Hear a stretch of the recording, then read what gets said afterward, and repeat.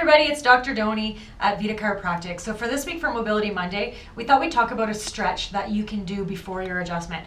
And I didn't make this one up. I actually walked in on a patient last week who was doing this before her adjustment. So Megan, thank you for doing this, because now I can share this with everyone else, because it's a great way to open up your chest and stretch your chest. Many of you have seen me talk about the chest opener stretch before. It counters slouching and bad posture. So why not, you're all lying on your back before you get adjusted. We give you that opportunity to rest and relax for a few minutes and get ready for the adjustment. Why not add a stretch to it? It's just a great way to get an extra stretch in. So what you're gonna do is you're gonna lie on your back and you're gonna literally do a chest open stretch. So open up your chest and just hang out like this until I come in the room. That actually feels really good. So yeah, I recommend that you do that, and I hope I see a lot of patients doing that before their adjustments. That'll make me very happy.